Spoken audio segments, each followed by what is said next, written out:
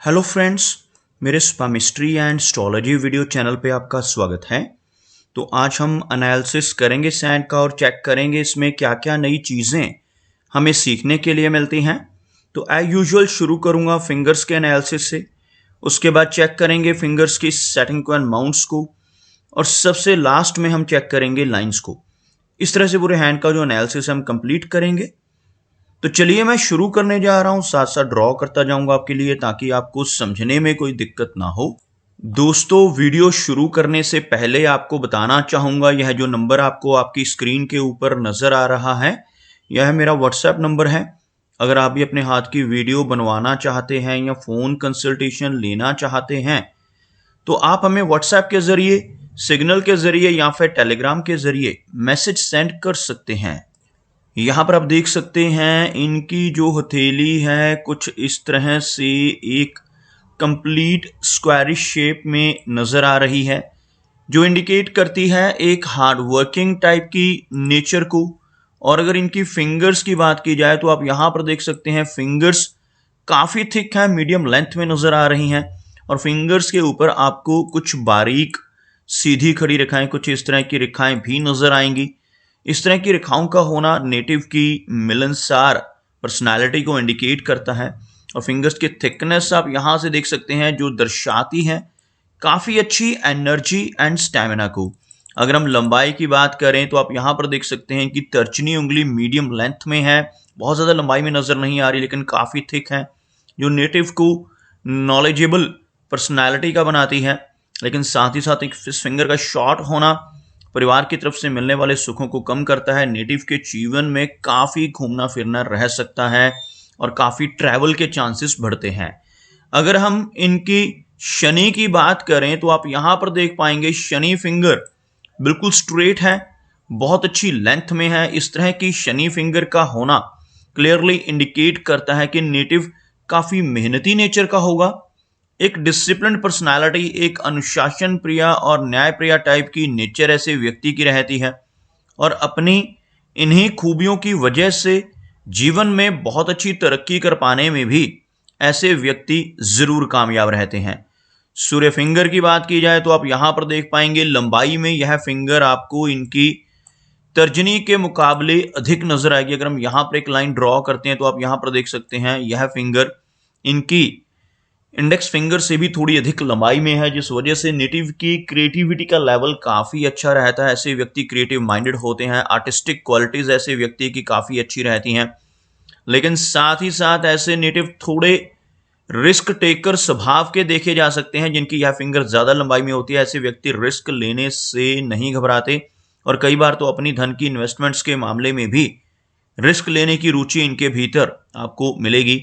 ऐसे व्यक्ति अपने धन को ऐसी जगहों पर इन्वेस्ट कर सकते हैं जहां पर लॉस की संभावनाएं हो, जैसे शेयर मार्केट है, क्रिप्टो करेंसीज हैं, म्यूचुअल फंड्स हैं। ऐसी चीज़ों में भी नेटिव की रुचि आपको देखने को मिल सकती है।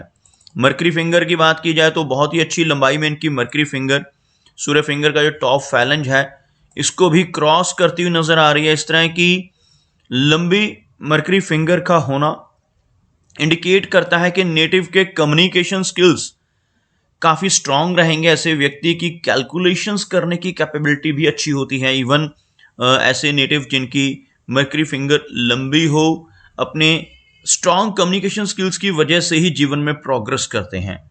ऐसे व्यक्ति की पूर्व अनुमान की क्षमता बहुत स्ट्रांग देखी जा सकती है और इवन बिजनेस एक्यूमेन भी अच्छा रहता है। बात करते हैं फिंगर्स में बनने वाले गैप्स की, तो सबसे पहले आपको यहाँ पर इन दोनों फिंगर्स में काफ़ी फेयर गैप नज़र आएगा। इस तरह का गैप अगर सभी फिंगर्स में हो, जैसे आपको यहां पर भी गैप्स नजर आएंगे, तो नेटिव काफी इंडिपेंडेंट स्वभाव का तो होता है, लेकिन थोड़ा खर्चीला होने की वजह से धन को रोक कर रख पाने में नेटिव को कुछ दिक्कतें आ सकती हैं। लेकिन इन दोनों फिंगर्स के बीच में, खासतौर पर सूर्य और बुध फिंगर के बीच में गैप का होना यह दर्शाता है कि नेटिव काफी इंडिपेंडेंट स्वभाव का होगा, थोड़ी जिद्दी टाइप की नेचर ऐसे व्यक्ति की रह सकती है। ऐसे व्यक्ति काफ़ी इंडिपेंडेंट होते हैं, अपनी मनमर्जी के मालिक होते हैं और जो काम करने की ठान लेते हैं उसको कर कर ही दम लेते हैं। कुछ इस तरह की रिबिलियन नेचर भी व्यक्ति की रहती है।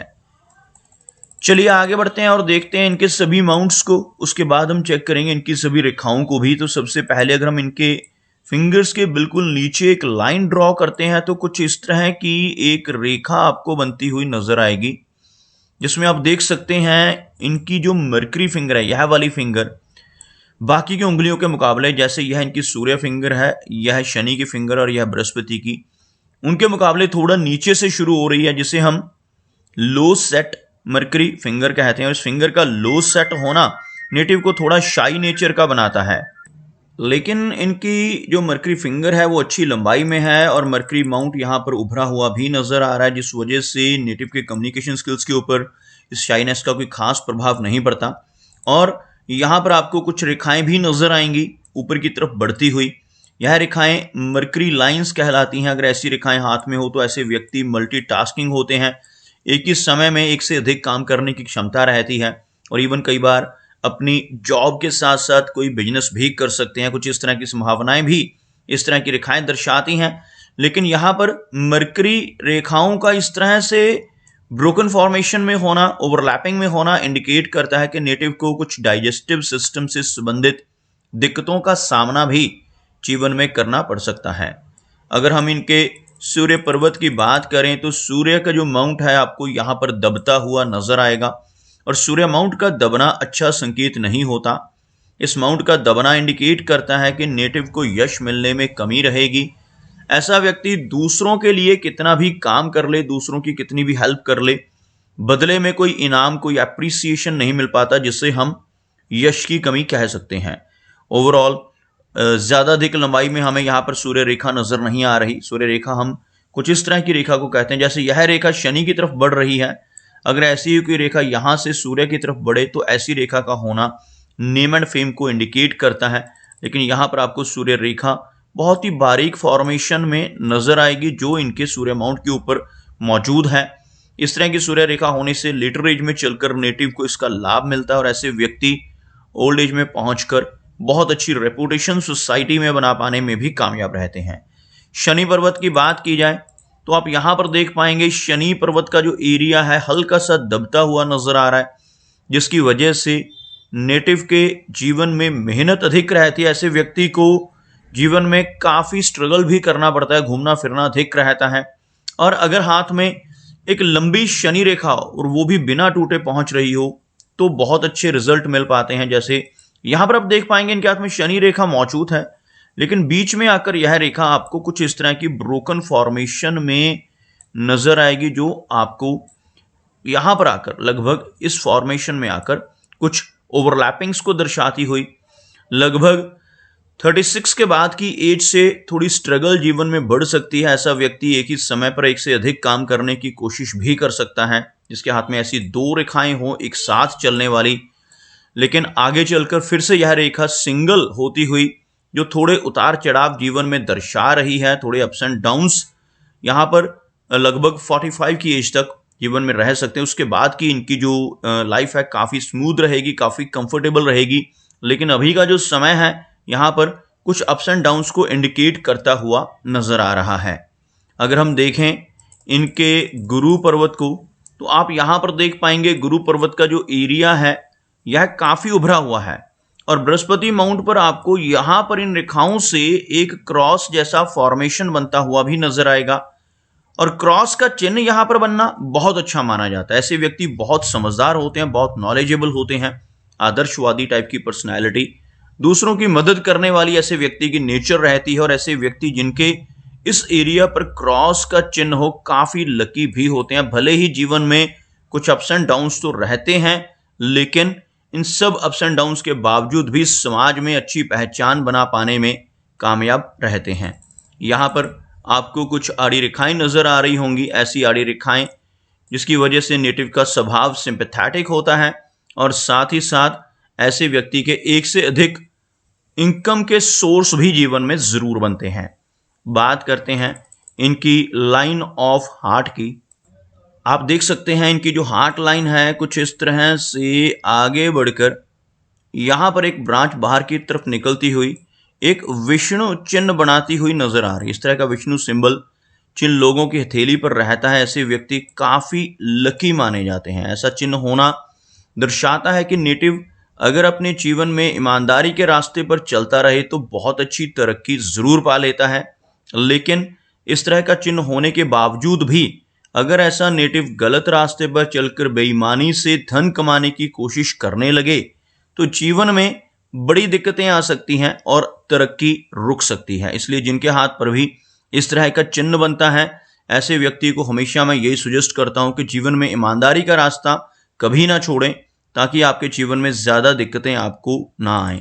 यहां पर आप देख सकते हैं कुछ बारीक ब्रांचेस से इस एरिया में एक ट्राइडेंट का चिन्ह बनता हुआ, और कुछ ऐसा ही ट्राइडेंट का हल्का चिन्ह आपको इनकी भाग्य रेखा के अंत में भी बनता हुआ नजर आ रहा होगा। इस तरह के साइन बनना इंडिकेट करता है कि नेटिव काफी स्पिरिचुअल माइंडेड रहेगा। भगवान शिव की ऐसे व्यक्ति पर काफी कृपा रहती है जिनके हाथ पर इस तरह के त्रिशूल जैसे चिन्ह बनते हुए नजर आए, और अगर ऐसा व्यक्ति भगवान शिव की भक्ति करे तो जीवन में और अधिक प्रगति पा सकता है। अगर हम देखें इनके माइंड लाइन को, आप यहां पर देख पाएंगे मस्तिष्क रेखा बहुत अच्छी लेंथ में है, बिल्कुल हथेली के दूसरे शोर तक पहुंचती हुई माइंड लाइन आपको इनके हाथ में नजर आएगी। इस तरह की माइंड लाइन बहुत अच्छी मेमोरी को दर्शाती है, लेकिन माइंड लाइन का बीच बीच में से कुछ इस तरह से कटना इंडिकेट करता है कि नेटिव को बेवजह का स्ट्रेस परेशान कर सकता है।